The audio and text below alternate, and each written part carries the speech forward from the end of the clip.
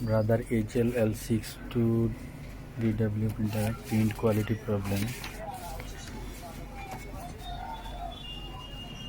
Print হচ্ছে সব ঠিক আছে, বাট প্রিন্টের যে কোয়ালিটিটা এটা হচ্ছে ঝাপসা চলে আসে। আমি আগের প্রিন্টটা দেখাচ্ছি,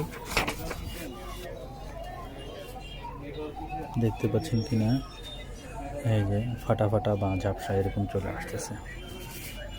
এটা মেন কারণটা হচ্ছে, মেন প্রবলেমটা হচ্ছে লেজার ইউনিট, যেটাকে স্ক্যানার ইউনিটও বলা হয়ে থাকে, সেই প্রবলেম সেটা দেখি।